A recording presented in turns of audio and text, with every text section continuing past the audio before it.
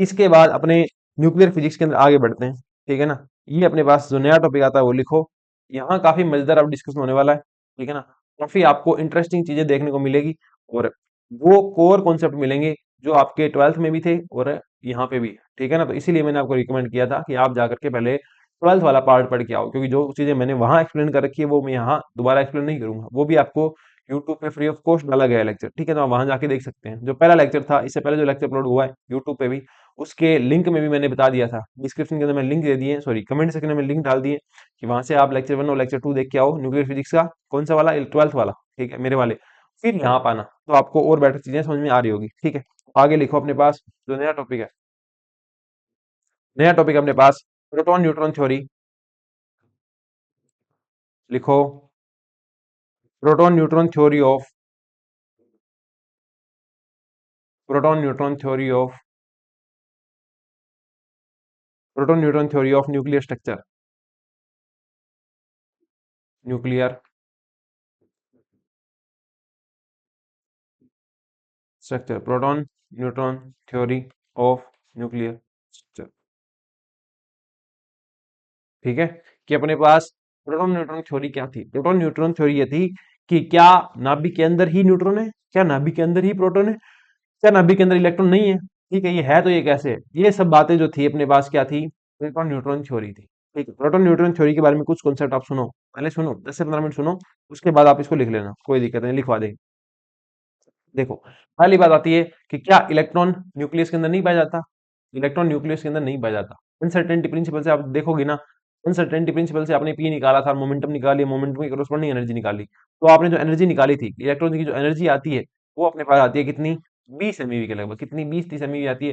जबकि हमने देखा कि जो बीटा नेगेटिव डी के है और वहां जो इलेक्ट्रॉन निकल रहा है ना, उसकी एनर्जी कितनी है? 5 से 6 MeV है। 5 से 6 MeV है, मतलब दोनों की एनर्जी सेम नहीं है। तो इलेक्ट्रॉन जो है आपका न्यूक्लियस से नहीं निकल रहा, इलेक्ट्रॉन जो है न्यूक्लियस के अंदर नहीं था। अगर होता तो उसकी एनर्जी इतनी या 20 MeV होनी चाहिए थी, जो कि नहीं होती, ठीक है। तो इलेक्ट्रॉन न्यूक्लियस के अंदर नहीं होता, पहला रीजन। दूसरा रीजन सुनो, जब आप इलेक्ट्रॉन की वो निकालते हो, क्या बोलते हैं, कॉम्पटन वेवलेंथ निकालते हो। कॉम्पटन वेवलेंथ क्या होती है? H/m0c, है ना। ये होती है अपने पास Compton wavelength.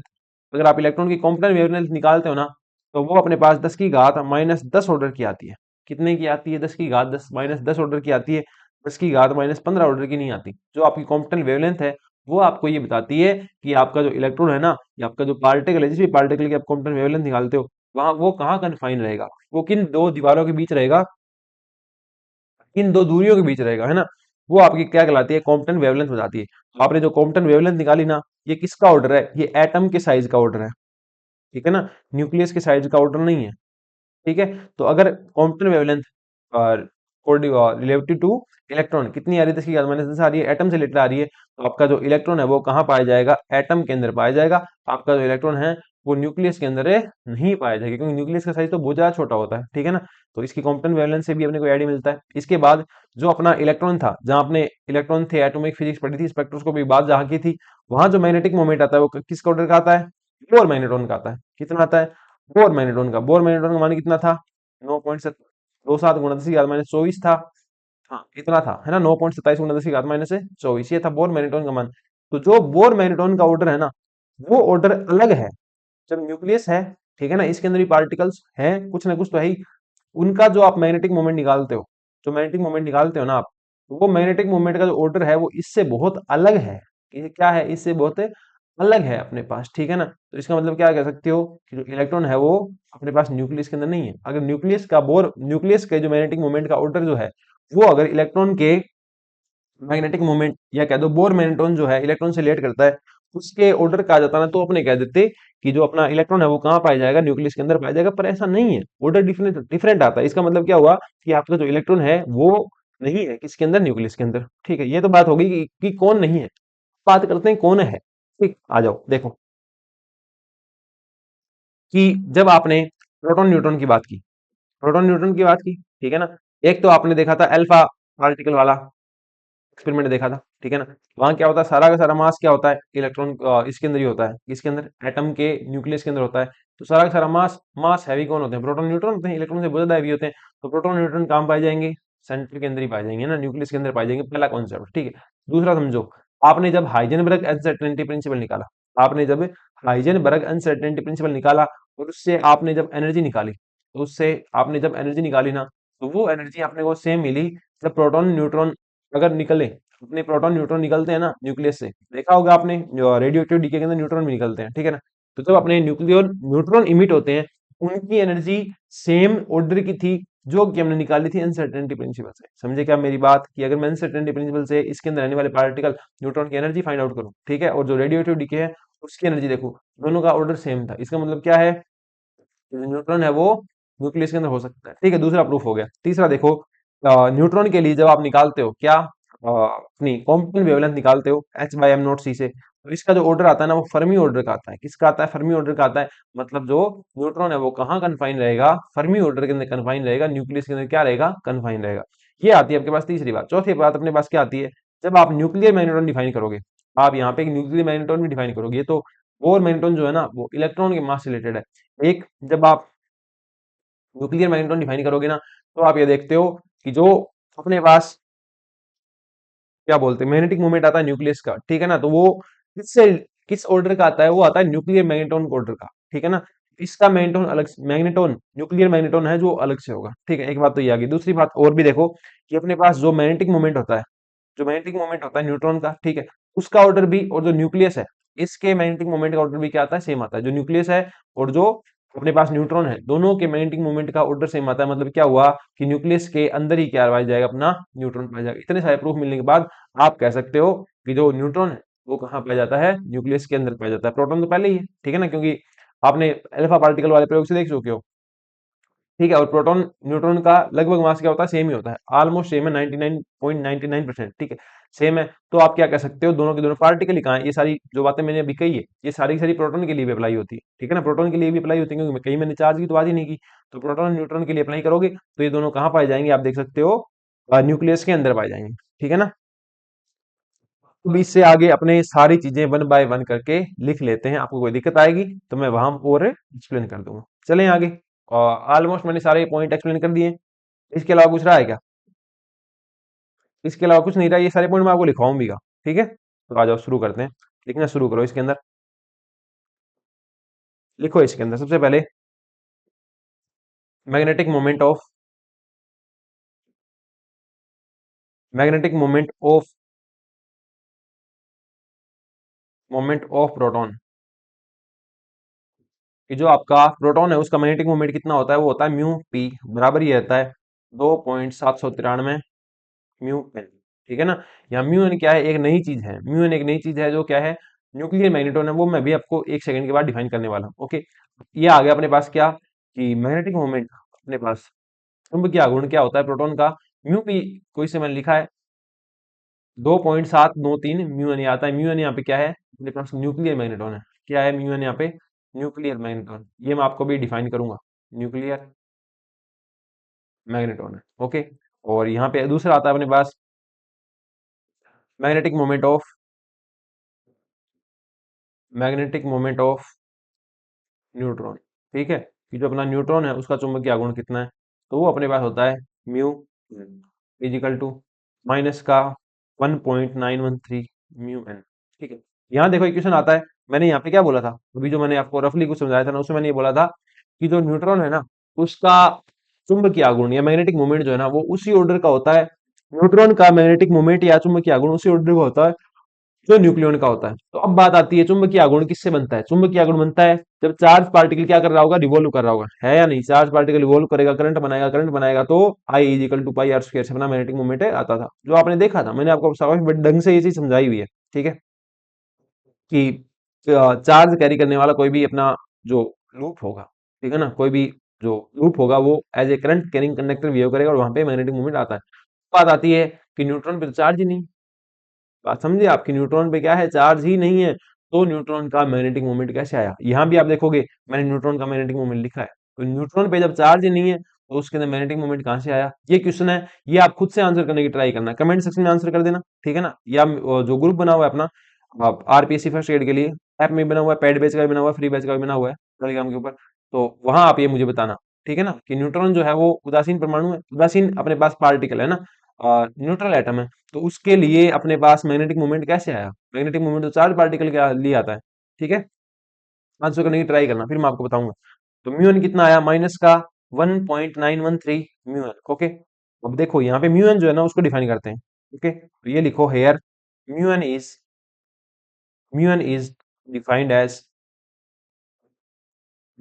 As nuclear magneton, nuclear magneton. अब याद करो, जो आपने बोर मैग्नेटॉन डिफाइन किया था वो कितना था, एच अपॉन 4 पाई एम, था या नहीं था?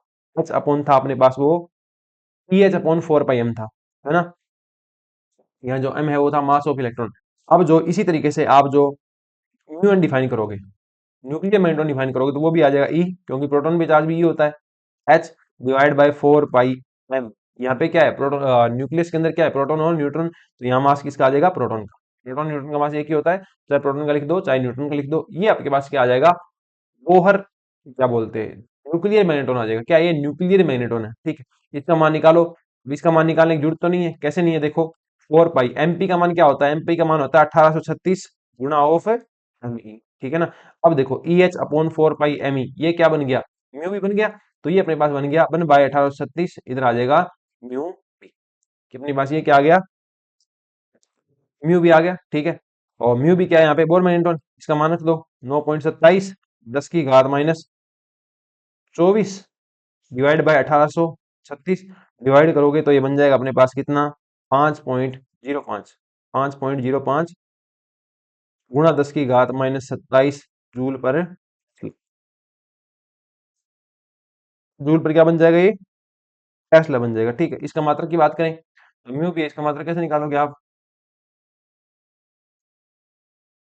याद करो, मात्रक क्या था एनर्जी का, म्यू भी आता था, याद है, म्यू भी जे का, ठीक है। एनर्जी का मतलब तो जूल पर टेस्ला हो जाएगा, म्यू का मात्रक कोई दिक्कत नहीं है, तो यहाँ भी क्या रहेगा, ये जूल पर टेस्ला रहेगा। ओके, ये अपने पास आ गया म्यू एन। तो जो न्यूक्लियर मैग्नेटॉन है, इसका मान कितना होता है, 5.5 गुणा 10 की घात माइनस से 27 जूल पर टेस्ला। ये पूछेगा कोई नहीं, रिलेशन पूछ सकते हैं कि जो म्यू एन है ना वो क्या है, म्यू बी का 1836वां भाग है ना। तो वैल्यू किसकी छोटी है, म्यू एन की काफी छोटी है, ठीक है ना। म्यू एन की जो वैल्यू होती है काफी छोटी होती है, कितनी, 1836 गुना छोटी होती है किससे, म्यू बी से। ओके, अब जो मैंने आपको ऊपर पॉइंट बताए थे कि इलेक्ट्रॉन पाया जाएगा नहीं पाया जाएगा, वो थोड़े से आप और लिख लो, ठीक है। एक्सप्लेन सारी की सारी चीजें हो चुकी है। यहाँ पे सिर्फ डाटा लिखा है, मैग्नेटिक मोमेंट ऑफ प्रोटॉन इतना है, न्यूट्रॉन इतना है, और बोर मैग्नेटॉन होता है उससे अपना न्यूक्लियर मैग्नेटॉन किस तरीके से रिलेट करता है वो आपको बता दिया, ठीक है। इसको आप एक चीज और भी लिखते थे, आपको याद है तो, एच कट अपॉन 2m लिखते थे ना, इसे भी आप लिख सकते हो E H upon E H cut upon, लिख सकते हो ना, ई एच कट अपॉन, ये हो जाएगा 2m। ओके, ये भी लिख सकते हो इस चीज को। अब आ जाओ, जो आपको मैंने समझाई थी अभी भी चीजें, वो भी आप लिख लो, लिखो इसके अंदर,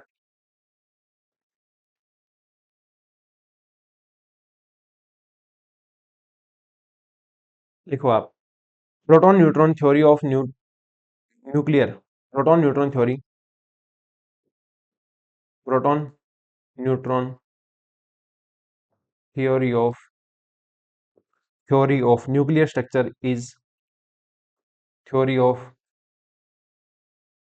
nuclear structure,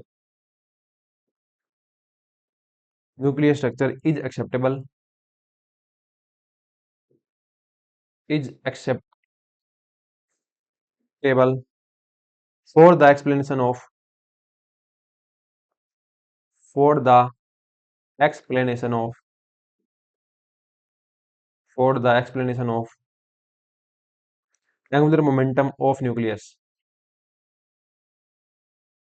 explanation of angular momentum of nucleus. कि अपने पास अपने को एंगुलर मोमेंटम न्यूक्लियस का बताना है, प्रोटॉन न्यूट्रॉन का पता है, ठीक है। तो आप न्यूक्लियस का कैसे बताओगे, उसके लिए क्या लेके आएंगे, प्रोटॉन न्यूट्रॉन थ्योरी लेके आ गई, ठीक है। Magnetic moment of nucleus,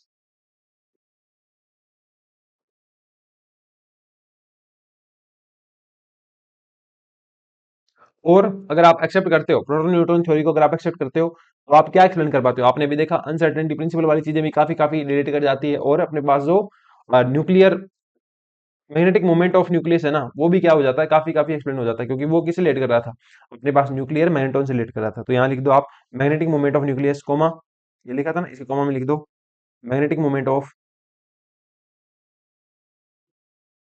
magnetic moment of nucleus, moment of nucleus, comma uncertainty principle, uncertainty principle, proton neutron theory of nuclear structure is acceptable is acceptable for the explanation of angular momentum of nucleus, magnetic moment of nucleus और uncertainty principle. इन तीनों को explain करने के लिए भी अपने क्या थी, न्यूट्रॉन प्रोटॉन जो थ्योरी है उसकी आवश्यकता थी। ठीक है, अब इसमें लिख लो क्या क्या चीजें एग्री कर रही थी। इसमें लिखो agreement with the experimental, agreement agreement with the experimental values of experimental values of nuclear magnetic moment of nuclear magnetic moment. ठीक है, लिख लो आप एक बार, फिर मैं आपको एक्सप्लेन कर दूंगा अच्छे से दोबारा। ठीक है, presence of neutron in nucleus, presence of neutron in nucleus in nucleus according according to uncertainty according to uncertainty principle, uncertainty principle. ठीक है, अगला है agreement with the magnetic moment of the nucleus, agreement with the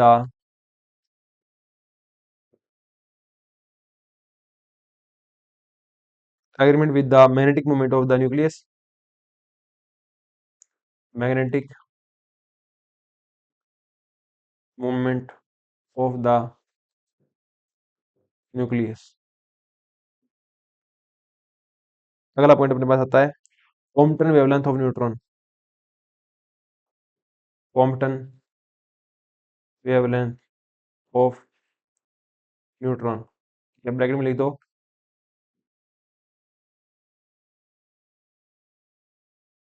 confinement. ठीक है, आगे वाला लिखो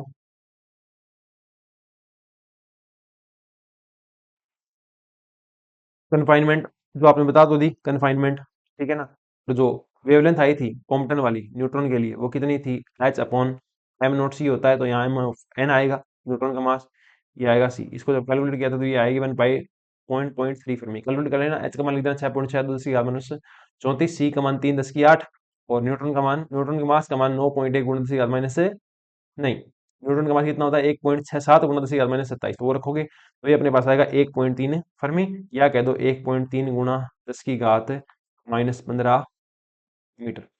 ठीक है, और इसके आगे वाला लास्ट लिख लो अपने पास, लास्ट एक और है, पांचवा है ना, पांचवा। बहुत सारी चीजें मैंने बता दी आपको। Beta decay also gives agreement with neutron proton hypothesis, beta decay also gives agreement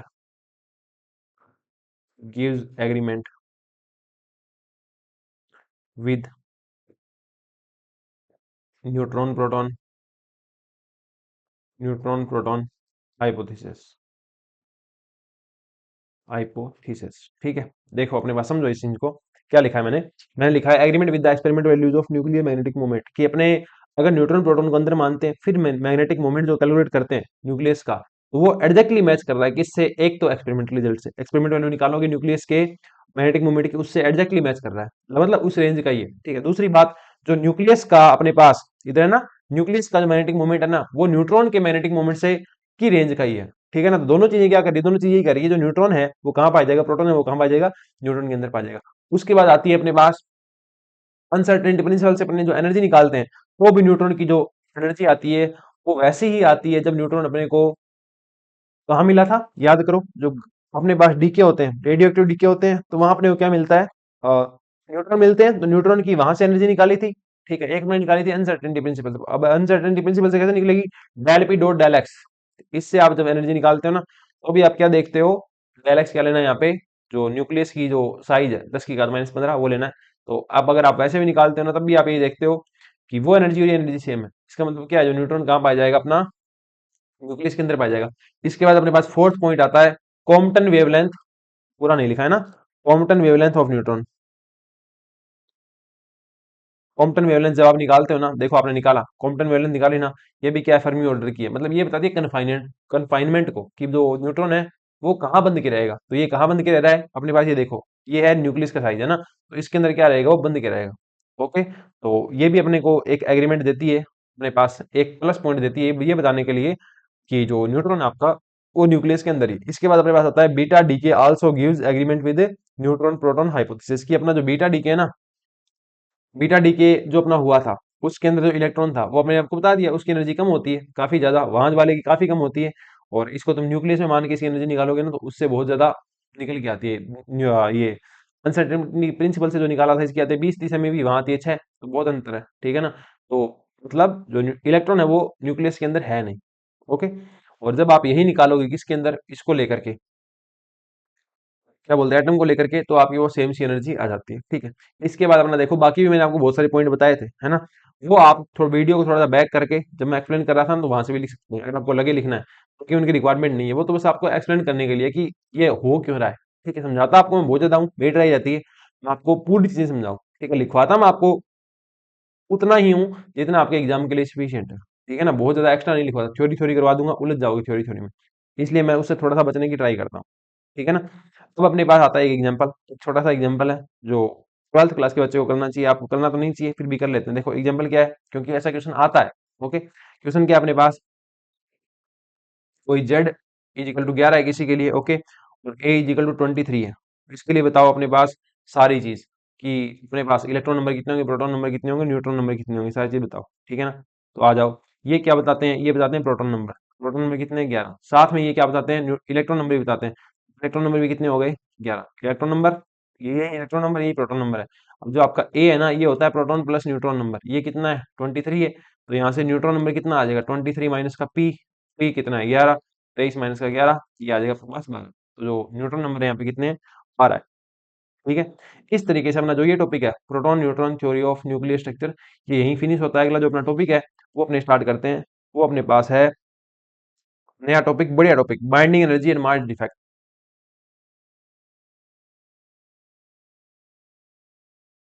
binding energy and mass defect, नाभिकीय बंधन ऊर्जा, न्यूक्लियर बाइंडिंग एनर्जी, कह दो बाइंडिंग एनर्जी को एक ही बात है, नाभिकीय बंधन ऊर्जा, बंधन ऊर्जा और द्रव्यमान क्षति, द्रव्यमान क्षति और द्रव्यमान क्षति। देखो न्यूक्लियस के अंदर क्या पाया जाता है, अपने पास प्रोटॉन और न्यूट्रॉन पाए जाते हैं, ये हमें क्लियर हो गया। न्यूट्रॉन और प्रोटॉन को कंबाइन रूप से अपने न्यूक्लियॉन्स कहते हैं, ठीक है ना, क्या बोलते हैं, न्यूक्लियॉन्स बोलते हैं। देखो, तो अपने पास जब प्रोटॉन न्यूक्लियस के अंदर है, और आपको पता है प्रोटॉन प्रोटॉन के बीच में क्या लगेगा, रिपल्सन लगेगा। और न्यूक्लियस के अंदर ऐसा तो है नहीं कोई एक दो प्रोटॉन ही है, आप जैसे जैसे आगे जाओगे, hydrogen helium lithium beryllium boron carbon nitrogen oxygen fluorine neon, इस तरीके से आप जो आगे जाते जाओगे, आगे जाते जाओगे, जितने आप एटॉमिक नंबर पे जाओगे ना, उतने प्रोटॉन किसके अंदर पाए जाएंगे, न्यूट्रॉन उसके अंदर, न्यूक्लियस के अंदर पाए जाएंगे। तो बात ये आती है कि जो न्यूट्रॉन न्यूक्लियस के अंदर कितने सारे प्रोटॉन है, प्रोटॉन भी और न्यूट्रॉन भी। न्यूट्रॉन का तो ठीक है, फिर भी चलो ठीक है कि अपने पास वो रिपल्सन वगैरह नहीं करता, क्योंकि उनके ऊपर कोई चार्ज नहीं है।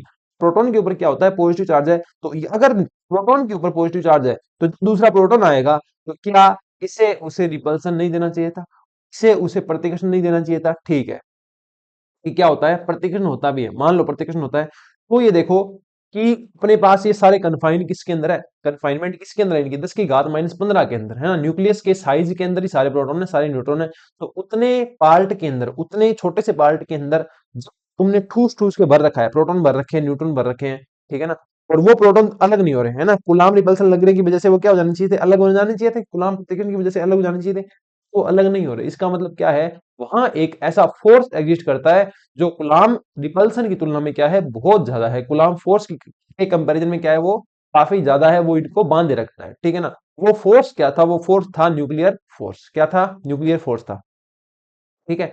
और न्यूक्लियर फोर्स इतना स्ट्रोंग होता है कि जिस प्रकार अपनी कोई भी स्ट्रोंग रिएक्शन होती है केमिस्ट्री में, आपने पढ़ा होगा है ना, 10th में आती है, 9th में आती है और 11th 12th में भी आती है केमिस्ट्री। वहां पे आपने पढ़ा होगा कि जब कोई स्ट्रोंग रिएक्शन होती है ना, जिसे अपने बोलते हैं कि ये नेचुरली हो जाएगी, उसमें क्या होता है कि हायर एनर्जी रिलीज होती है, जो क्यू वैल्यू होती है वो हाई होती है। उसके अंदर क्या होता है कि एक रिएक्टेंट मिला दूसरे रिएक्टेंट से, तो बॉन्ड जो बने वो इतने स्ट्रांग बने कि अच्छी खासी एनर्जी क्या होगी, रिलीज होगी। और ये जो अगर जितनी ज्यादा एनर्जी रिलीज होती है ना, वो कंपाउंड उतना ही ज्यादा क्या होता है, स्ट्रांग होता है। ठीक है ना। अब इसी तरीके से यहाँ पे जब इतना स्ट्रॉन्ग न्यूक्लियर फोर्स लग रहा होगा, तो जब भी चीजें कंबाइन हो रही होगी, प्रोटॉन जुड़ेगा, न्यूट्रॉन जुड़ेगा, फिर प्रोटॉन जुड़ेगा, फिर न्यूट्रॉन जुड़ेगा, आगे जब कंबाइन होंगे ना, तो इस केस के अंदर भी क्या होगी, बहुत हायर एनर्जी क्या होगी, रिलीज होगी। वो जो हायर एनर्जी रिलीज है ना, वो अपने पास क्या कहलाती है, उस नाभिक की, उस न्यूक्लियस की क्या कहलाती है, बंधन ऊर्जा कहलाती है, बाइंडिंग एनर्जी कहलाती है। तो आप क्या समझे, जो अपने पास प्रोटॉन है, न्यूट्रॉन है, इनको बांधे रखने के लिए जिस ऊर्जा की आवश्यकता है, वो अपने पास क्या कहलाती है, बंधन ऊर्जा कहलाती है। ठीक है ना। यहाँ पे से देख सकते हो कि जो प्रोटॉन न्यूट्रॉन आगे कंबाइन होंगे, तो वो क्या करेंगे, एक एनर्जी रिलीज करेंगे। क्यों? क्योंकि स्टेबल, अपने पास स्टेबल को क्या बोलते हैं, सिस्टम बना रहे हैं, है ना। न्यूक्लियस बना रहे हैं, न्यूक्लियस स्टेबल है ना, स्टेबल सिस्टम बना रहे हैं, तो काफी हायर एनर्जी क्या होती है, रिलीज होती है। ठीक है। और जब ये एनर्जी है वो इसको वापस दे दी जाए, जब ये जो एनर्जी है, न्यूक्लियस बन गया, इसको वापस वो एनर्जी आप दे दो, तो ये क्या हो जाएंगे, अपने कॉन्स्टिट्यूएंट पार्टिकल जो है, जिनसे मिलकर बने प्रोटॉन और न्यूट्रॉन, उनमें क्या हो जाते हैं, टूट जाते हैं। ठीक है ना। तो आप यहाँ से क्या समझे कि न्यूक्लियस के अंदर क्या होता है, न्यूक्लियस के अंदर काफी हैवी फोर्स काम करता है। क्या? कौन सा फोर्स है? Nuclear force. ठीक है। और न्यूक्लियर फोर्स जहां आता है, ठीक है, वहां न्यूक्लियर बाइंडिंग एनर्जी भी आती है। बाइंडिंग एनर्जी क्या कहती है कि जो अपने पास न्यूक्लियंस है, उनको बांधे रखने के लिए आवश्यक जो ऊर्जा है, ठीक है ना, उनको बांधे रखने के लिए जो आवश्यक ऊर्जा है, या आप कह दो उनके बंधने पे जो ऊर्जा रिलीज होती है, वो क्या कहलाती है, नाभिकीय बंधन ऊर्जा कहलाती है। और जब ये ऊर्जा न्यूक्लियस को दे दी जाए, तो ये क्या हो जाएंगे, वापस से कॉन्स्टिट्यूएंट पार्टिकल में क्या हो जाएंगे, टूट जाएंगे, डिसोशिएट हो जाएंगे, है ना। तो न्यूक्लियॉन्स के जुड़ने से जो ऊर्जा रिलीज हुई, वो थी नाभिकीय बंधन ऊर्जा। अब नाभिकीय बंधन ऊर्जा जब इसको दे दी गई, न्यूक्लियस को दे दी गई, तो ये अपने कॉन्स्टेंट पार्टिकल में क्या हो जाता है, रिलीज हो जाता है। ठीक है। ये आती है न्यूक्लियर बाइंडिंग एनर्जी। अब देखो मास डिफेक्ट। मास डिफेक्ट क्या होता है अपने पास, कि आप देखोगे, मान लो प्रोटॉन और न्यूट्रॉन ने मिलके अपना एक न्यूक्लियस बनाया, जो कि अपने पास होता है 1s2, है ना, ड्यूटेरियम 1s2 बनाया। तो आप हमेशा क्या ऑब्जर्व करोगे, प्रत्येक न्यूक्लियस के लिए, कि उसके जो कॉन्स्टिट्यूएंट पार्टिकल है, प्रोटॉन न्यूट्रॉन है, इनका मास निकालो आप, है ना। दो, एक न्यूट्रॉन का मास प्लस प्रोटॉन का मास, ये मास निकालो। इधर से आप जो ड्यूटेरियम है, इसका एग्जैक्ट मास देखो, तो आप ये देखोगे कि ये जो कॉन्स्टिट्यूएंट पार्टिकल है ना, इनका मास इसके मास से क्या है, ज्यादा है। ठीक है ना। मतलब ये मास ज्यादा जुड़ के क्या बनाया, ये बनाया, है ना। प्रोटॉन प्लस न्यूट्रॉन ने जुड़ के ये अपने पास ड्यूटेरियम बनाया, और साथ में थोड़ी सी ऊर्जा रिलीज होगी। ठीक है ना। तो ये जो मास है, इसके मास से क्या था, ज्यादा था। ये इसका मास है वो इसके मास से ज्यादा था। तो ये मास का डिफरेंस था ना, जो ये मास का डिफरेंस था, ये अपने पास क्या कहलाया, मास डिफेक्ट कहलाया, द्रव्यमान क्षति कहलाई। मतलब न्यूक्लियस का मास और उसके कॉन्स्टिट्यूएंट पार्टिकल का एग्जैक्ट मास, या कह दो कैलकुलेशन मास जो है ना, उसमें एक डिफरेंस पाया जाता है। ठीक है। जो अपना न्यूक्लियस का मास है, वो हमेशा कम होता है उसके कॉन्स्टिट्यूएंट पार्टिकल के टोटल मास से। ठीक है ना। तो जो मास डिफरेंस है, वो क्या कहलाता है, मास डिफेक्ट कहलाता है, द्रव्यमान क्षति कहलाती है। बात आती है, अगर मास डिफेक्ट कहलाता है, द्रव्यमान क्षति कहलाती है, तो द्रव्यमान क्षति गई कहाँ? ठीक है ना। मान लो द्रव्यमान क्षति कितनी थी, डेल्टा एम थी, कितनी थी, डेल्टा एम थी। और आपको पता है प्रत्येक जो मास होता है ना, वो क्या करता है, एनर्जी से रिलेट करता है, E equal to M C square से। तो जो डेल एम सी स्क्वायर है, डेल एम सी स्क्वायर आपका जो है, जो द्रव्यमान क्षति के कॉरेस्पॉन्डिंग जो मास डिफेक्ट है, डेल्टा एम, इसको जब सी स्क्वायर से मल्टीप्लाई करते हो, डेल्टा एम सी स्क्वायर, ये आपको क्या देगा, अपने पास बाइंडिंग एनर्जी देगा। ये आप कह सकते हो क्या देगा, क्यू वैल्यू देगा। ठीक है ना। तो बाइंडिंग एनर्जी कहाँ से आती है, द्रव्यमान क्षति जो होती है ना, उससे रिलेट करती है, डेल्टा एम सी स्क्वायर। ओके। ये अपने पास आती है द्रव्यमान क्षति। ठीक है। तो इससे आप एक चीज और भी समझे, क्या समझे, जितनी ज्यादा द्रव्यमान क्षति होगी, उतना ही न्यूक्लियस क्या होगा, स्टेबल होगा। जितनी ज्यादा बंधन ऊर्जा होगी, उतना न्यूक्लियस क्या होगा, स्टेबल होगा। पर आगे जाके आप थोड़ा सा देखोगे कि जो स्टेबिलिटी है ना, वो डिफाइन होती है बाइंडिंग एनर्जी न्यूक्लियन के बेसिस पे। और अपने पास एक और आता है, शायद स्टेबिलिटी फैक्टर आता है, पता नहीं एफ करके एक आता है ना, वो अपने आगे देखेंगे। वो फैक्टर कहलाता है, वो अपने पास मैं बताऊंगा आपको, वो होता है अपने पास पैकिंग फ्रैक्शन। ठीक है ना। उसके भी यहाँ पे भी अपने स्टेबिलिटी डिफाइन करते हैं। ठीक है। तो इसमें अभी जितना बताया आप ये लिखो, बाइंडिंग एनर्जी के बारे में मैंने काफी चीजें आपको बता दी। ये आप लिखो, binding energy is that energy,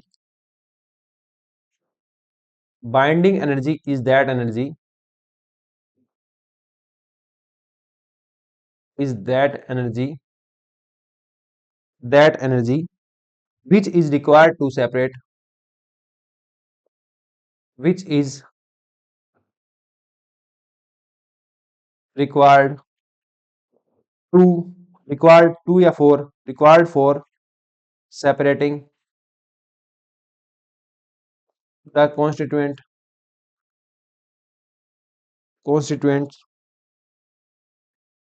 particle of nucleus particles of nucleus की न्यूक्लियस के अंदर जितने भी पार्टिकल हो सबको अलग अलग करने के लिए सेपरेट करने के लिए जो एनर्जी की रिक्वायरमेंट वगैरह कहलाती है बाइंडिंग एनर्जी कहलाती है ठीक है। जैसे कि अपने पास देख लो अपने पास मान लो ए और बी अपने पास दो पार्टिकल्स हैं न्यूट्रॉन और प्रोटॉन मान लो आप या मान लो दो भी है अपने पास है ना दो एटम्स मान लो दो न्यूक्लियस मान लो प्रोटॉन न्यूट्रॉन मान लो कुछ भी मान लो ये कंबाइन होगी जब सी बनाएंगे ना तो यहाँ ये कुछ ना कुछ एनर्जी रिलीज करेंगे है ना सम एनर्जी प्लस में आपको क्या मिलती है सम एनर्जी मिलती है यही आपके पास क्या होती है एक तरीके की बाइंडिंग एनर्जी होती है ठीक है ना जो बाइंडिंग एनर्जी होती तो अगर ये क्यू वैल्यू है ठीक है तो बाइंडिंग एनर्जी माइनस क्यू होती है कितनी होती है माइनस क्यू होती है इसकी बात अपने करेंगे आगे आ जाएगा धीरे धीरे और ये जो एनर्जी होती है ना ये अपने को किसको बताती है बाइंडिंग एनर्जी को बताती है जितनी ज्यादा रिलीज होगी उसकी बाइंडिंग एनर्जी क्या होगी इसकी बाइंडिंग एनर्जी उतनी क्या होगी ज्यादा होगी ठीक है। अब देखो तुम्हारे पास बाइंडिंग एनर्जी और ई बी ये जितना ज्यादा होगा ना जितना ज्यादा होगा उतना जीरो से उतना ही वो क्या होगा स्टेबल न्यूक्लियर होगा स्टेबल न्यूक्ली ठीक है ना तो जो बाइंडिंग एनर्जी होती है वो क्या होती है हमेशा ग्रेटर देन जीरो होती है किसके लिए स्टेबल न्यूक्ली के लिए अगर ये नेगेटिव है इसका मतलब क्या है कि वो खुद से ही न्यूक्लियस जो है ना वो खुद से ही खुल जाएगा जो कि पॉसिबल नहीं है तो बाइंडिंग एनर्जी ऑलमोस्ट सबके लिए क्या मिलती है आपको पॉजिटिव मिलती है ठीक है। इसके अंदर लिख दो इसके बाद लिखो अपना मास डिफेक्ट के बारे में जो अपना बाइंडिंग एनर्जी थी इसके बारे में इतनी चीज काफी है ठीक है ना कॉन्स्टिट्यूएंट पार्टिकल में डिस्ट्रीब्यूट करने के लिए अपन मान लो कॉन्स्टिट्यूएंट पार्टिकल मिलके उन्होंने न्यूक्लियस बनाया तो जो एनर्जी रिलीज हुई थी वो अपने अपने पास है बाइंडिंग एनर्जी ओके। इसके बाद लिखो आप exact mass exact mass exact mass of atomic number Z atomic number Z and mass number and mass number A is less than the mass of less than the mass of its its constituents constituents particle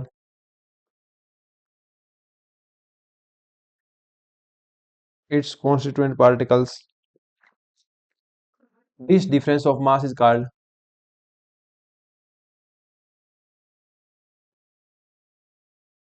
difference of mass is called mass defect mass defect ये चीज मैंने आपको explain कर दी थी कि जो nucleus का exact मास है वो उसके कॉन्स्टेंट पार्टिकल के टोटल मास से क्या होता है कम होता है ये जो मास का डिफरेंस है यही क्या कहलाता है मास डिफेक्ट कहलाता है ठीक है। तो मास डिफेक्ट देख लो आप मास डिफेक्ट जो है इसको लिखते हैं अपने डेल्टा एम से ये क्या हो जाएगा मान लो न्यूक्लियस है ठीक है उसका अपने पास परमाणु क्रमांक है जेड एक्स ए है तो इसमें क्या है जेड प्रोटॉन है प्रोटॉन का मास न्यूट्रॉन कितने हो गए इसमें ए माइनस का जेड क्या हो गए न्यूट्रॉन हो गए तो न्यूट्रॉन का प्लस प्रोटॉन का मास जो है ना इसके एग्जैक्ट मास से क्या होगा ज्यादा होगा तो लिखो जेड ऑफ प्रोटॉन प्रोटॉन का mass minus A minus Z of neutron का मास माइनस इसके न्यूक्लियस का mass M A comma Z है ना ये क्या है इसके न्यूक्लियस का मास है ठीक है ना तो ये जो आपका डिफरेंस है ये आपको कुछ ना कुछ पॉजिटिव मिलेगा यही क्या कहलाता है मास डिफरेंस कहलाता है। यहाँ पे आप लिख सकते हो एम ए जेड क्या है mass of nucleus mass of nucleus अब इतना लिखने की जरूरत नहीं है जिसका द्रव्यमान संख्या ए है और परमाणु क्रमांक जेड है ठीक है ना एटॉमिक मास नंबर ए है और एटॉमिक नंबर जो अपने पास है जेड ये लिखने की जरूरत नहीं है ना ये आपके पास आपको पता ही है। इसके बाद देखो इसको थोड़ा सा एटॉमिक लेवल पे जगह लेके चलते हैं एटॉमिक लेवल पे कैसे लेके जाएंगे ये जो प्रोटॉन का मास है इसके अंदर आप इतना ही कर दो इलेक्ट्रॉन का मास ऐड कर दो फिर उतना ही इलेक्ट्रॉन का मास घटा दो तो ये क्या बनेगा प्लस ए माइनस का Z M of P minus का एम ए जेड ठीक है। देखो proton plus electron proton plus electron ये अपने पास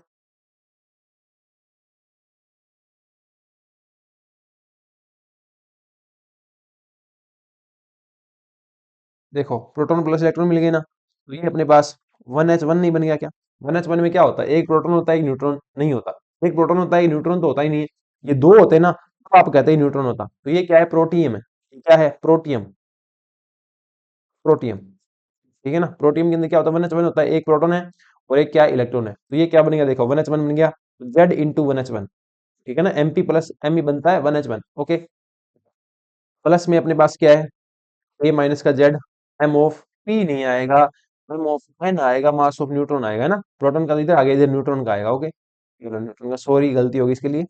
और ये घट रहा है ना दोनों, ये था न्यूक्लियस का, ये थे इलेक्ट्रॉन का, देखो इसका भी जेड है इसका भी जेड है, न्यूट्रॉन और सॉरी न्यूक्लियन, सॉरी न्यूक्लियस और अपने पास इलेक्ट्रॉन, जेड ही तो, जेड वाला तो क्या न्यूक्लियस है और जेड वाला क्या इलेक्ट्रॉन है, दोनों को मिलाओगे तो ये क्या बन जाएगा, ये अपने पास मास बन जाएगा किसका, एटम का, ए कॉमा जेड वाले का। ठीक है ना, ये अपने पास क्या बन जाएगा, एटम का मास बन जाएगा ना, Z 1h1 plus A minus Z M N minus का एम ए कोमा जेड, यहाँ जो एम ए कोमा जेड है ना, ये क्या है, मास ऑफ एटम है, मास ऑफ न्यूक्लियस नहीं रहेगा ये, मास ऑफ एटम है। ठीक है ना, एम ए कोमा जेड है तो मास ऑफ एटम है। ओके, ये क्या आ जाएगा, डेल्टा एम आ जाएगा। ठीक है ना, जेड 1h1, जेड क्या है, संख्या, परमाणु संख्या, 1h1 क्या है, प्रोटॉन, सॉरी प्रोटॉन कह दो इसको, प्रोटॉन मत बोलो, प्रोटियम है ना, जो हाइड्रोजन का मिनिमम होता है, वो समस्थानिक वाला है ना, टॉप, वो क्या है, प्रोटियम है 1h1। ये A minus Z into M N, ये न्यूट्रॉनों की संख्या है, ये न्यूट्रॉन का मास है, माइनस का एम ए कोमा जेड, ये क्या है अपने पास, एटम का मास है, ये न्यूक्लियस का मास और एटम का मास, इलेक्ट्रॉन का मास जब जुड़ेगा जुड़ेगा ना, तो ये क्या बना देगा, पूरा पूरा एटम बना देगा। एटम में क्या होता है, न्यूक्लियस प्लस इलेक्ट्रॉन तो होते हैं, तो ये अपने पास क्या आ जाता है, डेल्टा जेड आ जाता है। डेल्टा जेड का ये फॉर्मूला भी आपको ध्यान रखना है और ये वाला फॉर्मूला की ध्यान रखना है, डेल्टा जेड नहीं सॉरी डेल्टा एम आ जाता है, मास डिफेक्ट अपने पास कितना आ जाता है, इतना आ जाता है। ओके, देखो अपने पास सारी की सारी चीज क्या है, यहाँ पे सारी की सारी चीज यू में आएगी, एटॉमिक मास यूनिट में आएगी, है ना, जो, और लिख भी लो इसको एक बार, 1h1 क्या है यहाँ पे, 1h1 अपने पास है एम ऑफ 1h1। ठीक है ना, ये जो यहाँ पे 1h1 लिखा है ना, यहाँ पे एम ऑफ 1h1 आएगा, इसका प्रोटॉन का मास प्लस इलेक्ट्रॉन का मास मिलके क्या बनाएंगे, 1h1 का मास तो बनाएंगे, है या नहीं, तो इसको आप लिखोगे, ये 1h1 क्या है, मास ऑफ 1h1 एटम। ठीक है, यही तो बने थे।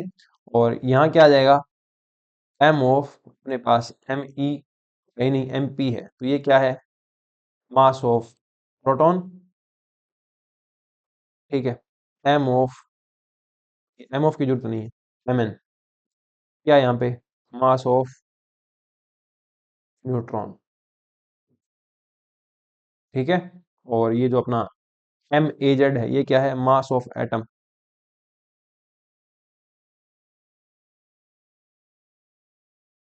ठीक है, ये अपने पास ये वाला क्या है, मास ऑफ न्यूक्लियस है। ओके, ये चीज आप लिख लेंगे, इसको थोड़ा सा साफ सुथरा लिख देता हूँ, हल्का सा,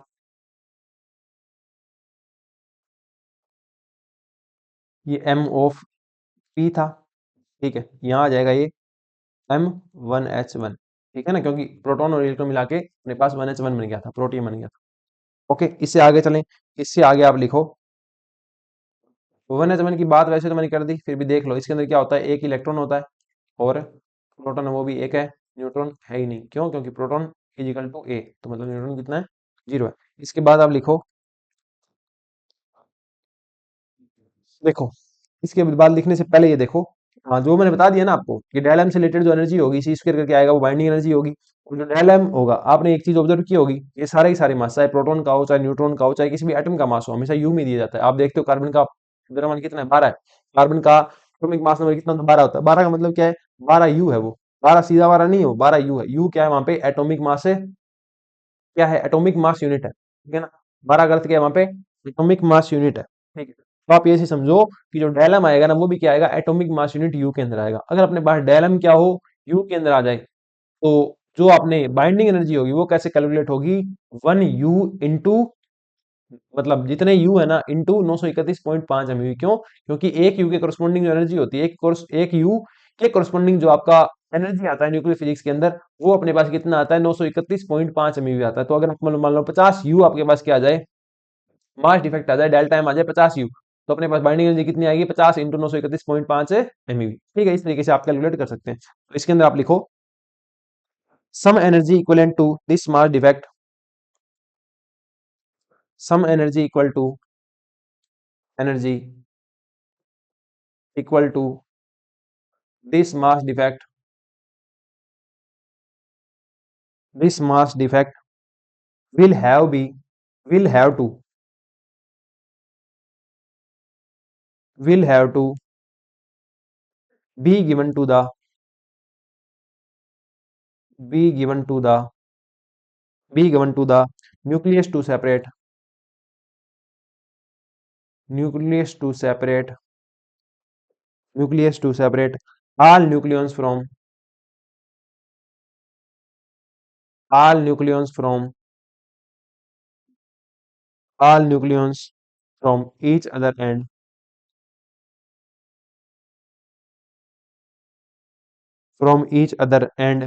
send them to infinity।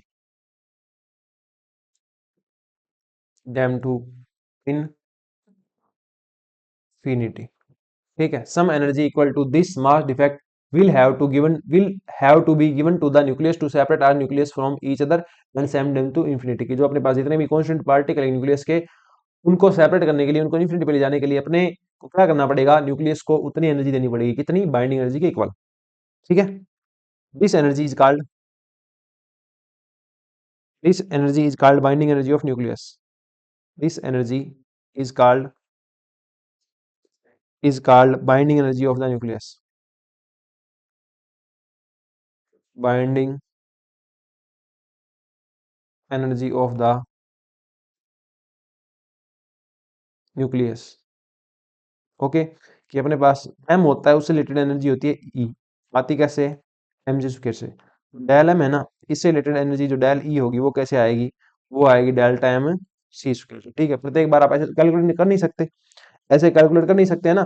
अगर अपने पास इफ m या डेल्टा m जो है अपना किस में दिया हो, u बोलो या amu बोलो, ये दोनों एक ही बात है। अपना जो u होता है इसी को ही अपने amu बोलते हैं, और ये होता है 1.67 इंटू 10 की घात -27 kg। ठीक है ना, तो अपने पास अगर मास u या amu में है, ठीक है, तो आपकी जो बाइंडिंग एनर्जी आएगी वो कितनी आएगी, डेल्टा एम। अब डेल्टा एम क्या करना है, यू में पुट करना है। अगर आपका डेल्टा एम मान लो 50 यू है, तो यहाँ आपको 50 पुट करना है, 50 इंटू 931.5 MeV। ठीक है ना, जैसे कि मान लो सपोज दैट डेल एम कितना अपना एक हो, तो एक गुणा 931.5, तो डेल ई कितना आ जाएगा, 931.5 आ जाएगा। क्यों, ऐसा क्यों है, क्योंकि एक यू के करस्पॉन्डिंग, या लिख दो यहाँ पे energy corresponding, energy corresponding to energy corresponding to 1 u या AMU is 931.5 MeV related via related via E is equal to M C square की। E is equal to M C square से आप कैलकुलेट करो ना एनर्जी, एम का मान आप रखते हो एक यू, 1.67 गुणा 10 की घात -27, तो आप देखते हो जो एनर्जी आती है वो कितनी आती है, 931.5 MeV आती है। एक यू से करस्पॉन्डिंग एनर्जी कितनी है, 931.5। तो डेल्टा एम यू जो होंगे, पांच सात जितने भी यू ये होंगे, इनके करस्पॉन्डिंग एनर्जी आएगी, बाइंडिंग एनर्जी जो आएगी वो कितनी आएगी, डेल्टा एम इंटू 931.5 MeV। ये अपने पास क्या आ गई, बाइंडिंग एनर्जी आ गई। क्या आ गई, बाइंडिंग एनर्जी आ गई। ठीक है, इसके बाद अपने पास जो अगला टॉपिक है स्टेबिलिटी बताने के लिए, पहले तो वैसे तो बात अपने यहाँ पे अपने को तो ऐसे लग रहा है कि बाइंडिंग एनर्जी जिसकी ज्यादा होगी वो ज्यादा स्टेबल होगा, पर ऐसा नहीं है। ठीक है ना, तो यहाँ आप नोट लगा के लिख दो, stability of nucleus, stability of nucleus is defined by binding energy per nucleon, binding energy per nucleon and packing fraction.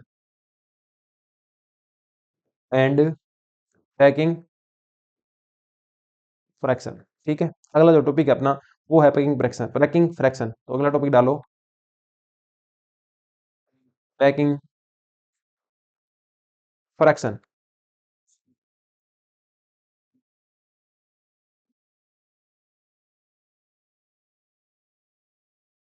Packing fraction. ठीक है, अगला टॉपिक देखो, पैकिंग फ्रैक्शन। पैकिंग फ्रैक्शन देखो क्या आता है। पैकिंग फ्रैक्शन को डिफाइन कैसे किया गया है? पैकिंग फ्रैक्शन को डिफाइन किया गया है यहाँ पे, देख लो आप। पैकिंग फ्रैक्शन, फ्रैक्शन इसे लिखते हैं एफ से, ठीक है। और ये होता है अपने पास एम माइनस का ए बटा अपने पास ए, ठीक है ना। ये क्या होता है देखो, जो ए है अपने पास, जो अपने पास ए है ना, वो क्या है, एटॉमिक मास नंबर है। यहाँ पे ए क्या है, एटॉमिक मास नंबर है। और ये क्या है, एग्जैक्टली मास नंबर है, एग्जैक्टली मास है। या ये क्या है अपने पास, exact mass of nuclei, exact mass of nuclei, कि न्यूक्ली का मास इतना है ना। और ये क्या है, mass according to, mass according to proton common neutron number. आप ये मेरी थोड़ी सी बात समझ पा रहे हो कि जो ए है ना, वो क्या, कौन सा मास है, वो है mass according to proton neutron number. Proton का मास प्लस न्यूट्रॉन का मास, ठीक है ना। यहाँ पे लिख दो, ये क्या है, mass of, mass of nucleus है, मास ऑफ न्यूक्लियस है, जो एग्जैक्टली है अपने पास, है ना। और ये जो ए है ना, ये क्या है, मास ऑफ प्रोटॉन। जेड इसके अंदर प्रोटॉन, तो A Z of MP plus A minus का Z of N M N. दोबारा लिखूंगा इसको ढंग से। जो अपने पास ए है यहाँ पे, ये क्या है, mass of proton into Z, क्योंकि जेड प्रोटॉन होते हैं, प्लस ए माइनस जेड क्या है, न्यूट्रॉन है, तो मास ऑफ न्यूट्रॉन, ठीक है ना। तो अपने पास ए क्या है, कैलकुलेशन वाला मास है, और एम क्या है, एग्जैक्ट मास है, ठीक है ना। इसका आप जो डिफरेंस निकालोगे और ए का भाग दे दोगे, mass according to proton and neutron number का भाग दे दोगे, तो अपने पास क्या बन के आएगा, पैकिंग फ्रैक्शन बन के आएगा, ठीक है ना। अब इसको सोल्व करो, ये क्या हो जाएगा, वजन गुणा कराओगे तो ये हो जाएगा ए एफ बराबर वन माइनस का ए, या यहाँ से अपने पास जो एम है वो आ जाएगा ए एफ प्लस का ए, या यहाँ से जो एफ प्लस वन आ जाएगा क्या, एम, ठीक है। यहाँ पे अपने पास, अपने को चाहिए एग्जैक्ट मास। एग्जैक्ट मास जो होगा ना, वो कितना आएगा, हम क्या एग्जैक्ट मास, एग्जैक्ट मास क्या आ जाएगा, बराबर आ जाएगा ए इंटू एफ प्लस वन, जहाँ पे एफ क्या है, एफ है पैकिंग फ्रैक्शन। अब देखो, जो पैकिंग फ्रैक्शन है वो किस तरीके से डिफाइन करता है। पैकिंग फ्रैक्शन अगर क्या होगा, नेगेटिव होगा, तो जो आपका न्यूक्ली होगा, न्यूक्ली होगा वो क्या होगा, स्टेबल होगा, वो भी क्या होगा, स्थाई होगा। नाभिक कैसा होगा, स्थाई होगा अपने पास, ओके। और जब अपने पास एफ क्या होगा, पॉजिटिव होगा, तो न्यूक्ली क्या होगा, अनस्टेबल होगा। न्यूक्ली कैसा होगा अपने पास, अनस्टेबल होगा। आप ये चीज कहाँ से देख सकते हैं, आप ये चीज यहाँ से देख सकते हैं, आ जाओ, कि जो अपने पास अनस्टेबल होगा ना, सॉरी, जो स्टेबल होगा ना, जो स्टेबल न्यूक्ली होगा, उसके लिए एग्जैक्ट मास क्या होगा, इस वाले से कम होगा, है या नहीं। जो एग्जैक्ट वाला मास है ना, वो कॉन्स्टिट्यूएंट पार्टिकल के टोटल मास से क्या होगा, कम होगा, कम होगा। तो ये वाला बड़ा है, माइनस वाला बड़ा है, मतलब क्या आएगा, नेगेटिव आएगा। मतलब जब अपने पास एफ नेगेटिव होगा, तो न्यूक्ली क्या होगा अपने पास, स्टेबल होगा, अदरवाइज न्यूक्ली क्या होगा अपने पास, अनस्टेबल होगा, ठीक है। एफ नेगेटिव है, इसका मतलब क्या, न्यूक्ली स्टेबल है। और एफ नेगेटिव मतलब एफ न्यूक्ली स्टेबल है, एफ पॉजिटिव मतलब न्यूक्ली क्या है, अनस्टेबल है। तो आप क्या देखते हो, अगर कैलकुलेशन करो, सबके लिए कैलकुलेशन करो, तो आप आते हो, ये अगर लेस देन जीरो है ना, ठीक है, तो इनके लिए एफ क्या आता है अपने पास, पॉजिटिव आता है, ठीक है। और अगर ए का मान क्या है, ग्रेटर देन 180 है, 180 क्या है, एटॉमिक मास नंबर, तब भी एफ क्या आता है, पॉजिटिव आता है, ठीक है। और जब ए का मान क्या है, 20 से 180 के बीच में है, 20 से 180 के बीच में है, 2780 के बीच में, तो आप पाते हो कि जो एफ होता है वो क्या आता है, नेगेटिव आता है, क्या आता है, नेगेटिव आता है, ठीक है ना। और स्पेसिफिक केस सी वाला के लिए जो एफ होता है वो क्या होता है, जीरो होता है। सी वाला के लिए एफ क्या होता है, जीरो होता है। मतलब ये वाले क्या होंगे, अनस्टेबल, ये वाले भी अनस्टेबल, ये वाले क्या होंगे, स्टेबल, कि जिनका एटॉमिक मास नंबर 20 से 180 के बीच में आएगा, वो क्या होते हैं, स्टेबल होते हैं, क्या होते हैं, स्टेबल होते हैं, ठीक है। अब हमने पैकिंग फ्रैक्शन की बात कर ली। पैकिंग फ्रैक्शन के बेस पे स्टेबिलिटी कैसे बताओगे, एफ नेगेटिव है, स्टेबल है, एफ पॉजिटिव है, स्टेबल नहीं है, ठीक है, अनस्टेबल है। अब देखो एक चीज यहाँ पे और आई थी मेरे पास, बाइंडिंग एनर्जी पर न्यूक्लियन। तो अब अपने बात करने जा रहे हैं बाइंडिंग एनर्जी न्यूक्लियन के बारे में, ठीक है। अगली हेडिंग डालो, variation of, variation of binding energy, variation of binding energy, variation of binding energy with mass number,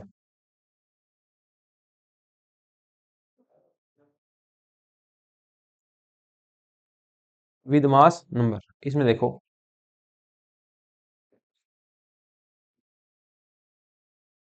कि मास नंबर के साथ आपकी बाइंडिंग एनर्जी कैसे कैसे चेंज होती है। ये जब आप आगे आगे आगे आगे जाओगे ना, तब आप देखोगे कि जैसे मतलब एक के लिए, दो के लिए, तीन के लिए मास नंबर आप बढ़ाते जा रहे हो और आप बाइंडिंग एनर्जी को ऑब्जर्व करते जा रहे हो। ठीक है, पर अपने मेनली बाइंडिंग एनर्जी को ऑब्जर्व नहीं करते, किसको ऑब्जर्व करते हैं? बाइंडिंग एनर्जी पर न्यूक्लियन को ऑब्जर्व करते हैं, क्योंकि स्टेबिलिटी को क्या बताती है? वो बताती है। अरे सिंपल सी बात है, यानी किसी के मतलब मान लो बाइंडिंग एनर्जी है 5000 और उसमें न्यूक्लियॉन्स ही है, हो नहीं सकता। ठीक है, बाइंडिंग एनर्जी मान लो कितनी, मान लो बाइंडिंग एनर्जी 10 MeV है। ठीक है, और उसमें न्यूक्लियन है 50, क्योंकि बाइंडिंग एनर्जी है 8 और न्यूक्लियंस है कितने? 7। ठीक है ना, तो कौन सा ज्यादा स्ट्रॉन्ग हुआ? ये ज्यादा स्ट्रॉन्ग हुआ। क्यों? क्योंकि इसका बाइंडिंग एनर्जी पर न्यूक्लियन ज्यादा है।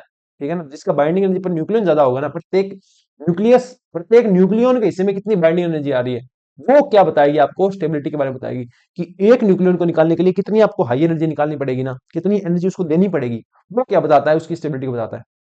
समझ गए कि एक न्यूक्लियस को अलग करने के लिए आपको जो एनर्जी देनी पड़ेगी ना, वो क्या कहलाती है? बाइंडिंग एनर्जी पर न्यूक्लियन बताती है। वही उस न्यूक्लियस की मेन स्टेबिलिटी को बताती है। बाइंडिंग एनर्जी तो स्टेबिलिटी को नहीं बता सकती। ठीक है ना, बता सकती है स्थायी है नहीं स्थायी। स्टेबिलिटी को, एग्जैक्ट स्टेबिलिटी को कौन बताएगा? कंपैरिजन स्टेबिलिटी को कौन बताएगा कि कौन से ज्यादा स्थायी है? वो बताएगा आपके पास बाइंडिंग एनर्जी पर न्यूक्लियन। ठीक है, तो इसके अंदर आप लिखो कि बाइंडिंग एनर्जी पर न्यूक्लियन,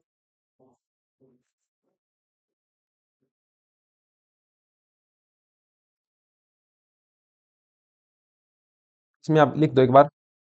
जी लिख दो ये binding energy per nucleon, binding energy per nucleon, is can be defined as is can be defined as defined as energy required to energy required to separate separate a nucleon from nucleus कि nucleus से अपने को अगर एक अपने पास क्या निकालना हो, न्यूक्लियन निकालना हो, न्यूक्लियस से एक न्यूक्लियन निकालना हो, तो कितनी एनर्जी देनी पड़ेगी? वो क्या कहलाती है? बाइंडिंग एनर्जी पर न्यूक्लियन कहलाती है। यही स्टेबिलिटी की मेजरमेंट होती है। ठीक है, तो यहाँ आप लिख दो, यहाँ भी लिख दो, it measures the stability of nucleus, stability of nucleus, यही अपने पास स्टेबिलिटी को बताएगी।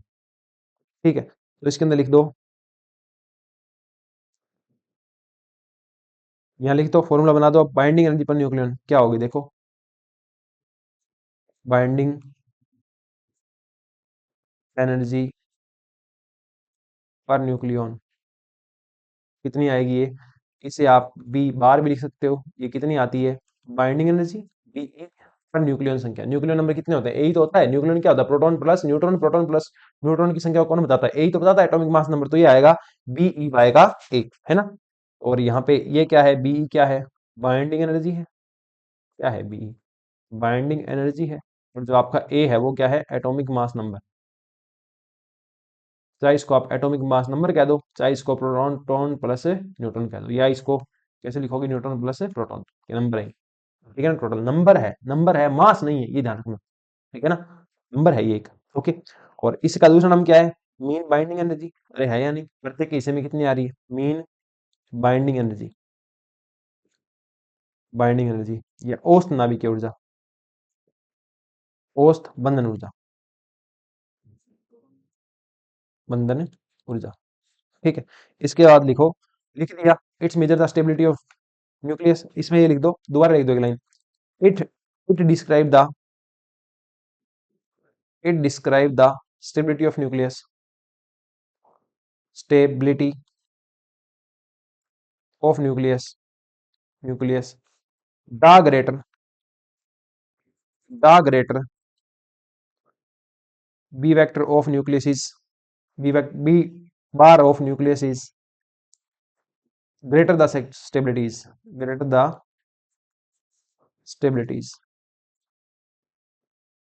स्टेबिलिटी विल, है ना, कि अपने पास जितना ज्यादा क्या होगा? बी बार होगा, बाइंडिंग एनर्जी पर न्यूक्लियस जितनी ज्यादा होगी, वो न्यूक्लियस है उतना ज्यादा क्या होगा? स्टेबल होगा। It describe the stability of nucleus the greater B vector B bar of nucleus is greater the stability will. जितना ज्यादा बी बार अपने पास आएगा, बाइंडिंग एनर्जी पर न्यूक्लियस जितनी ज्यादा होगी, 5 10 15 20 जितनी ज्यादा हो पाएगी ना, वो क्या होगा? उतना ज्यादा स्टेबल होगा। अपने स्टेबिलिटी इसी से डिफाइन करते हैं। ठीक है, अब अपने पास आता है बाइंडिंग एनर्जी पर न्यूक्लियन आती कितनी है, मिनिमम किसके लिए होती है, तो बाइंडिंग एनर्जी जो मिनिमम होती है वो होती है 1H2 के लिए। ड्यूटेरियम के लिए जो बाइंडिंग एनर्जी पर न्यूक्लियन आती है ये अपने पास कितनी आती है, बाइंडिंग एनर्जी पर न्यूक्लियन आती है 1.1 MeV पर न्यूक्लियन।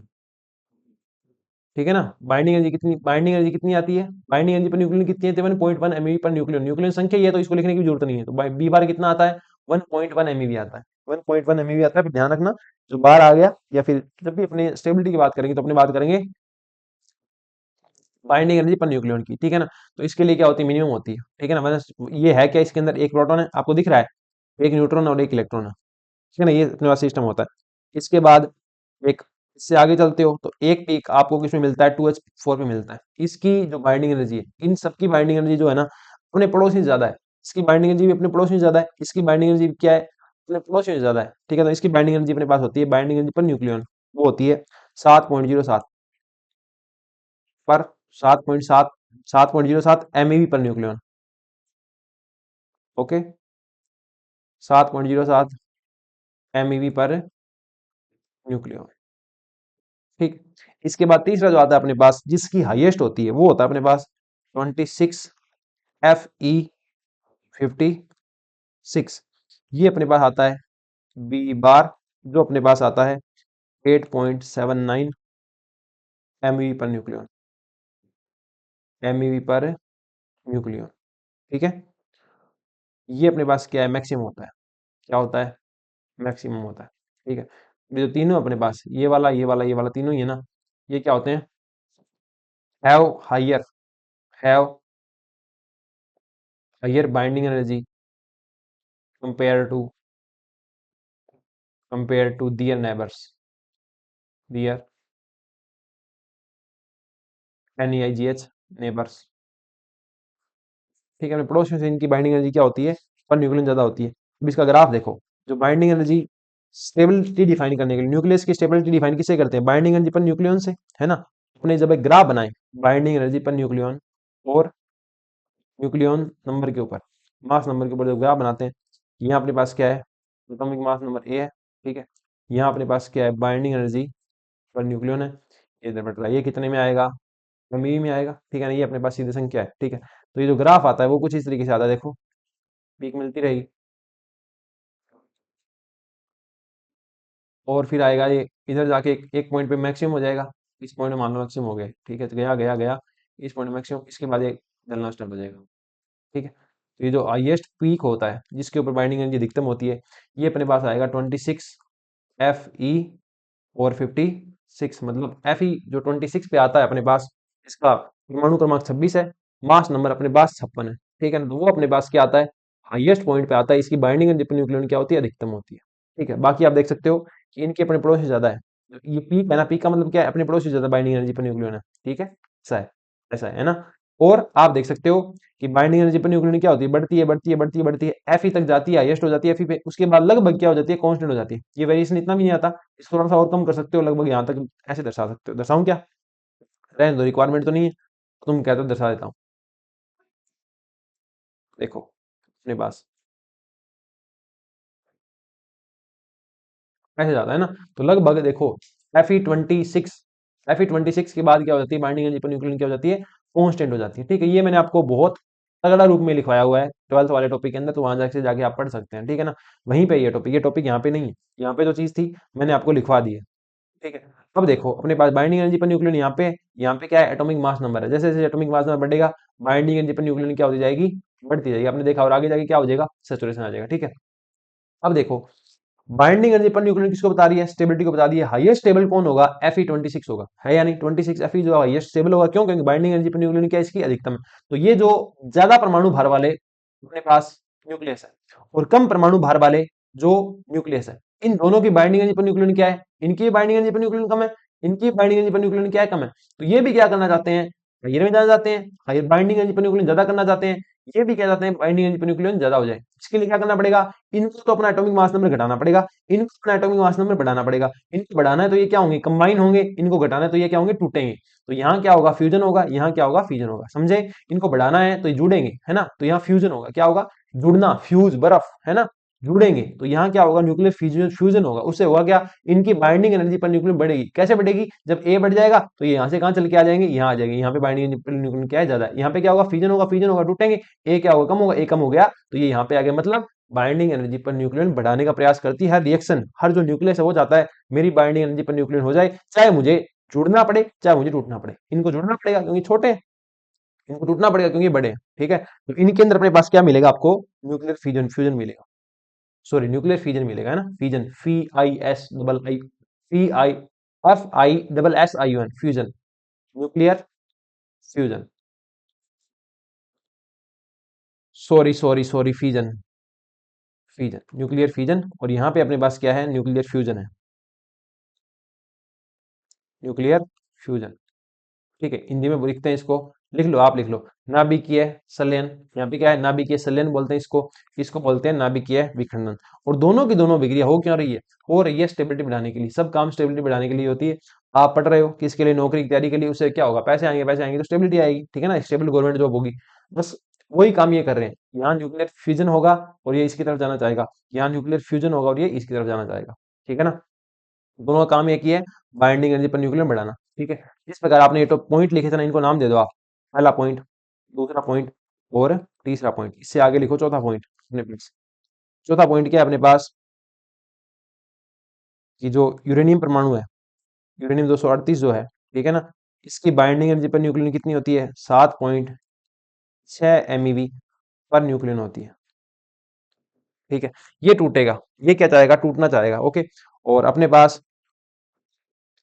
जब ए का मान 20 से क्या हुआ, 120 हो गया, ए का मान क्या होगा, 20 से 120 हो गया ना, तो अपने इस रेंज के अंदर बी बार जो अपने पास बाइंडिंग एनर्जी पर न्यूक्लियन क्या रहती है, ऑलमोस्ट कांस्टेंट रहती है, ऑलमोस्ट क्या रही, कांस्टेंट रह गई। इसे कहते हैं क्या, सैचुरेशन प्रॉपर्टी,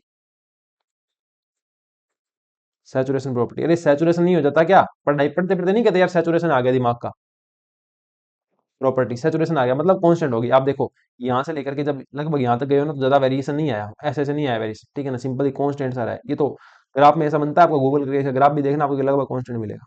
ठीक है ना, लगभग कांस्टेंट मिलता है, हल्का सा पिक मिलता है यहाँ पे। तो बाइंडिंग एनर्जी पर न्यूक्लियन जो है वो क्या हो जाती है, कांस्टेंट हो जाती है।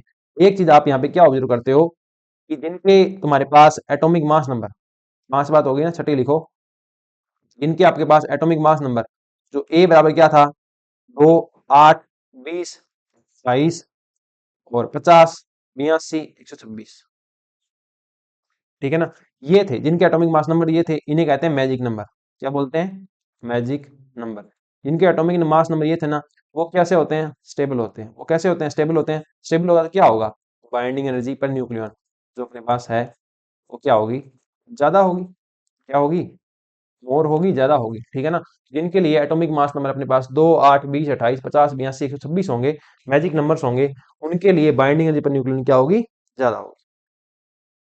ठीक है, और वो क्या होंगे, स्थायी होंगे। इस तरीके से अपने जो ये टॉपिक था इस लेक्चर के कंप्लीट टॉपिक जो डिसाइड किए थे मैंने कि ये अपने डिस्कस करने हैं, अपने डिस्कस कर लिए। अब इसके बाद बचते हैं इसके न्यूमेरिकल। ठीक है, तो आ जाओ, इसके बढ़िया बढ़िया 5-6 न्यूमेरिकल लिखते हैं और फिर उनको करेंगे डिस्कस। ओके, तो लिखो अपने पास, लिखो, पहला इसके अंदर एग्जाम्पल क्या होगा, एग्जाम्पल नंबर 1 इसके अंदर है अपने पास, लिख लो आप, मैं 5 से इकट्ठे लिखवा देता हूँ, उनके बाद उनको डिस्कस कर देंगे। ठीक है, तो लिखो, calculate binding energy of, calculate binding energy of H E nucleus, H E nucleus. ठीक है, ये आता है अपने पास, एम ऑफ एच बराबर 1.007 825 एम यू कह दो या यू कह दो। ठीक है, दूसरा आता है अपने पास, एम ऑफ एन बराबर 1.008 665 AMU। तीसरा अपने पास आता है, एम ऑफ 2He4 बना रहे हैं, हीलियम का नंबर बना रहा है, इसका एटॉमिक मास नंबर अपने पास है, सॉरी जो मास है वो है 0.0026 AMU। ठीक है, अब आपको निकालना क्या है, बाइंडिंग एनर्जी निकालनी है He की। ऑप्शन अपने पास 58.6 MeV, बी ऑप्शन है अपने पास 28.3 MeV, सी ऑप्शन है अपने पास 14.15 MeV, ठीक है, डी ऑप्शन अपने पास 7.75 MeV। ठीक है, इसका सॉल्यूशन आपको करना है, आप करना है इसका सॉल्यूशन खुद से। ठीक है, अगला क्वेश्चन देखो, मतलब सॉल्यूशन मैं करवाऊंगा, देखता हूँ या तो इसी लेक्चर में कराऊंगा या अगले लेक्चर में कराऊंगा, पर आपको वाले क्वेश्चन लिखो। एग्जाम्पल नंबर 2, नेक्स्ट एग्जाम्पल अपने पास, determine binding energy per nucleon. Determine binding energy per nucleon, जिसे आप बी बार भी कहते हो, ऑफ 29Cu64। 29Cu64 nucleus.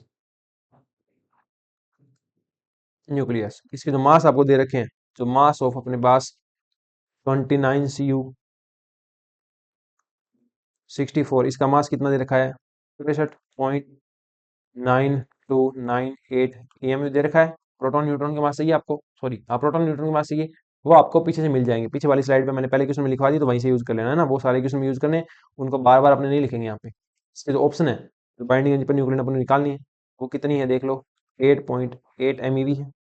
ठीक है, दूसरा है 4.4 MeV, ये है 16.16 MeV, और ये है 2.2 MeV। सोल्व करना, आंसर जो आए चेक करना। ठीक है, कमेंट सेक्शन में बताना कि किस कौन से क्वेश्चन में आपका आंसर क्या आ रहा है। एग्जाम्पल नंबर 3 देखो, अगला एग्जाम्पल क्या है अपने पास, नेक्स्ट एग्जाम्पल अपने पास, the binding energy per nucleon of, the binding energy,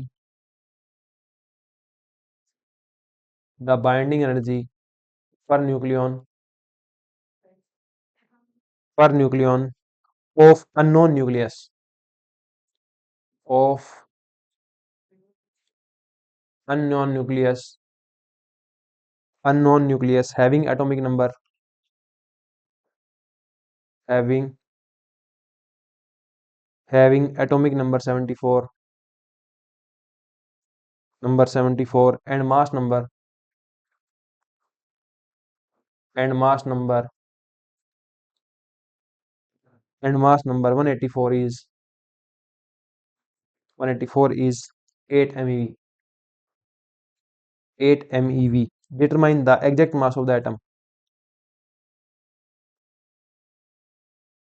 determine the exact mass, exact mass of the atom। अगला है अपने पास, गिवन है m ऑफ h, हाइड्रोजन परमाणु का मास जो है वो अपने को गिवन है 1.00814 pmu। अगला है अपने पास, m ऑफ न्यूट्रॉन का जो मास है वो है 1.00898 amu। ऑप्शन है अपने पास, पहला ऑप्शन है 184 amu, दूसरा ऑप्शन अपने पास 284 amu, तीसरा ऑप्शन अपने पास 384 amu, चौथा ऑप्शन अपने पास 84 amu। ठीक है, एग्जैक्टली मास आपको बताना है इसका एटम का। ठीक है, चलो आगे, एग्जाम्पल नंबर 3 हो गया, एग्जाम्पल नंबर 4 लिखो। एग्जाम्पल नंबर 4 अपने पास, mass of uranium,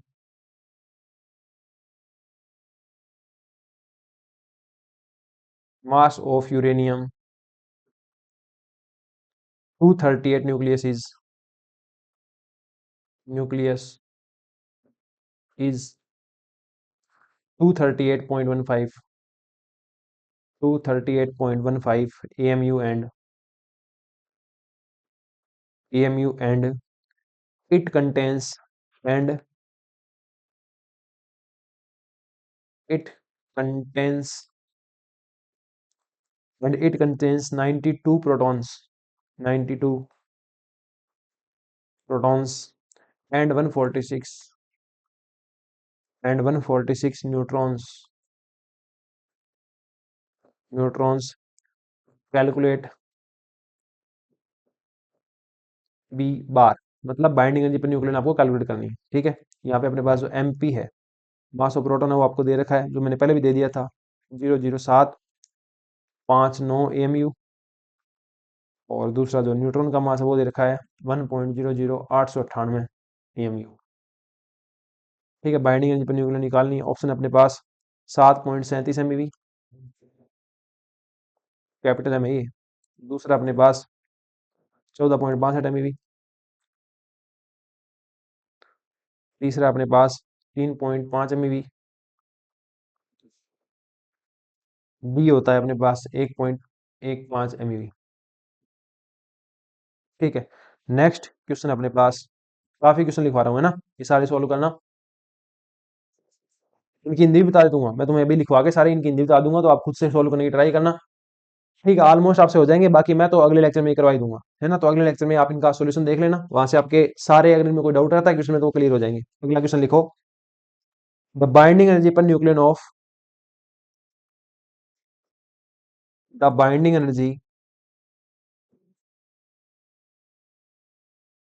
the binding energy per nucleon of, per nucleon of the न्यूक्लियोटाइडिंग, ऑफ द न्यूक्लियोटाइडिंग part in the disintegration, part in the disintegration, disintegration, Z X A है वो टूट रहा है अपने पास, इसमें Z1 वाई A1 प्लस,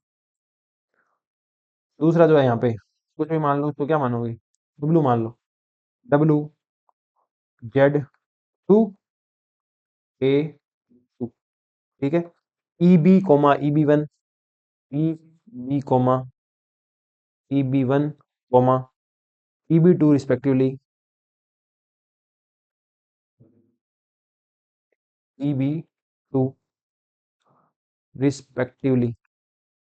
पूरा पढ़ो, the binding energy per nucleon of the nucleons, nuclei taking part in the disintegration, EB1 EB2 respectively, किन के अंदर जो भाग ले रहे हैं ना, इसकी बाइंडिंग एनर्जी पर न्यूक्लियन कितनी है, EB है, इसकी कितनी है, EB1 है, इसकी कितनी है, EB2 है। ठीक है, रिस्पेक्टिवली।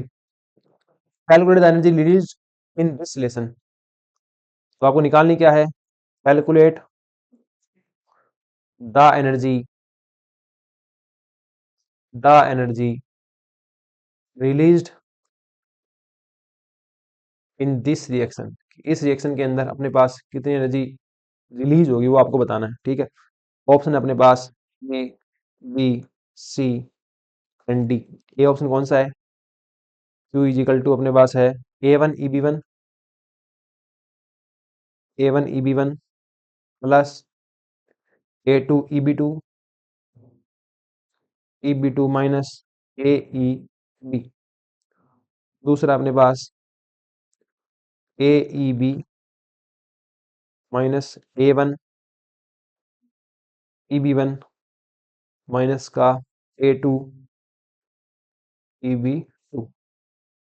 अगला है अपने पास EB minus EB1 minus EB2।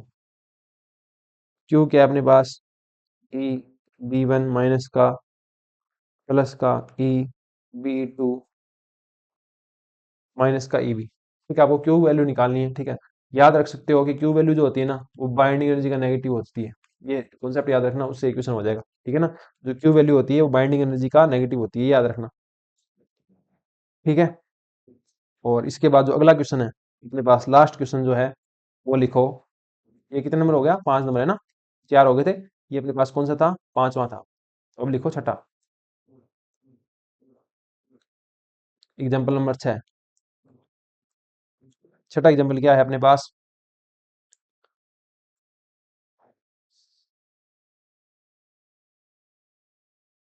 इस छठे क्वेश्चन के अंदर 4 आपको दिए गए न्यूक्लियॉन्स, एक एक्स है, एक वाई है, एक जेड है और एक डब्ल्यू है। ठीक है, सब प्रत्येक के लिए जो एटॉमिक मास नंबर है वो कितना है, 10, 3, 5 और 12 है। बाइंडिंग एनर्जी सबके लिए कितनी है देख लो, 50 इन एमईवी, इन एमईवी। ठीक है, कितनी है, इसके लिए 50 है, इसके लिए 30 है, इसके लिए 70 है और इसके लिए 100 है।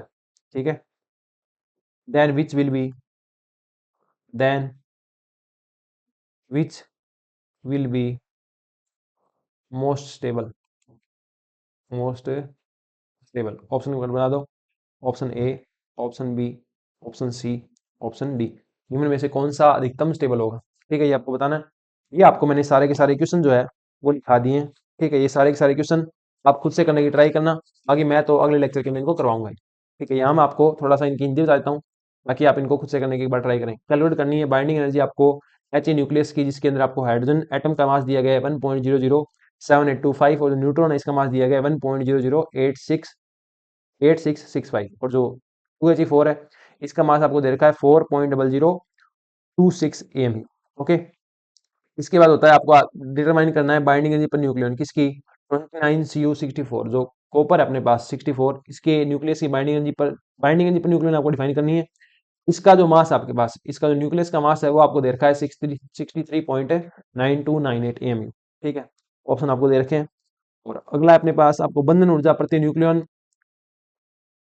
अननोन न्यूक्लियस है जिसका एटॉमिक मास नंबर 74 और मास नंबर 184 है ना, उसकी बाइंडिंग एनर्जी पर न्यूक्लियन दे रखी है आपको बी एवरेज 8 MeV। आपको क्या बताना है, डिटरमाइन द एग्जैक्ट मास, सही रूप में जो मास है ना उस एटम का वो बताना है, एटम का मास बताना है, न्यूक्लियस का मास नहीं बताना, ये ध्यान रखना। ठीक है, हाइड्रोजन एटम का मास आपको दे रखा है 1.00814 और न्यूट्रॉन का मास दे रखा है 1.00898। ठीक है, इसके बाद नेक्स्ट अपने पास टॉपिक है, नेक्स्ट टॉपिक नहीं, नेक्स्ट क्वेश्चन क्या है, मास ऑफ यूरेनियम, यूरेनियम 238 है और इसका जो एटॉमिक मास है वो कितना है, 238.18 AMU है और इसके अंदर 92 प्रोटॉन है और 146 न्यूट्रॉन है। ठीक है, तो इसका बी एवरेज आपको बताना है कि बाइंडिंग एनर्जी पर न्यूक्लियन कितनी आएगी, आपको बताना है। ठीक है, न्यूक्लियस का मास दे रखा है आपको, देखो इस न्यूक्लियस का मास इतना, न्यूक्लियस का मास दे रखा है तो बाइंडिंग एनर्जी पर न्यूक्लियन निकालनी है आपको।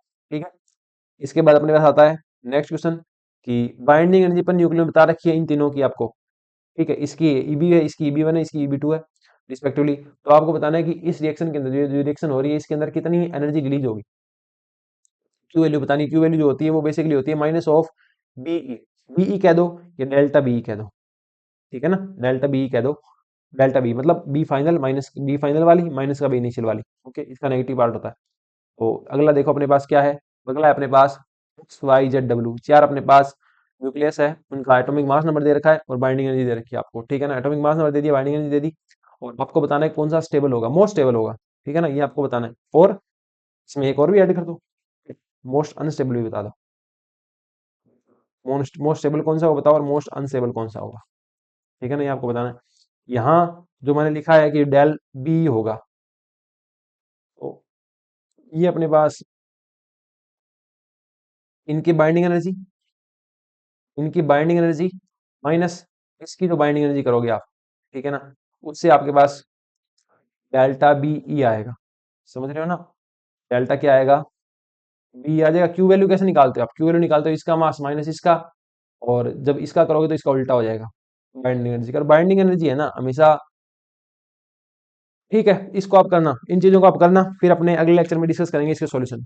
ठीक है, तो मिलते हैं नेक्स्ट लेक्चर के अंदर, तब तक के लिए बने रहिए फिजिक्स बाय निखिल राज के साथ। बाकी आपको ये पैड बैच ज्वाइन करना हो तो अपना ऐप में ये पैड बैच रनिंग है। ठीक है, ये थर्ड लेक्चर है उसका, फर्स्ट मैंने यूट्यूब पे डाला था, थर्ड में यूट्यूब पे डाला हूँ, सेकंड मैंने यूट्यूब पे नहीं डाला। ठीक है ना, तो वो आप थोड़ा सा देख लेना। ओके, आपको पैड बैच ज्वाइन करना हो तो आप ऐप में जाके ज्वाइन कर सकते हैं, जहाँ पे टेस्ट ही चल रही है। प्रैक्टिस बैच जो था 11th 12th का वो फिनिश होने वाला है, उसमें सिर्फ एक लेक्चर रहा है, वो कल फिनिश हो जाएगा। उसके बाद अपना सिर्फ एक बैच चल रहा है आरपीएससी फर्स्ट ग्रेड फिजिक्स का, RPSC prime batch BSc plus MSc का। ठीक है, बाकी टेस्ट ही सारी चल रही है, पार्ट वाइज भी फुल लेंथ भी, तो आप चेकआउट कर सकते हैं। कोई क्वेरी हो तो आपके व्हाट्सएप नंबर है ही 6352236164। ठीक है, तो मिलते हैं नेक्स्ट लेक्चर के अंदर। देखते रहिए, पढ़ते रहिए और बनी रहिए फिजिक्स बाय निखिल राज के साथ। Bye bye, take care, bye.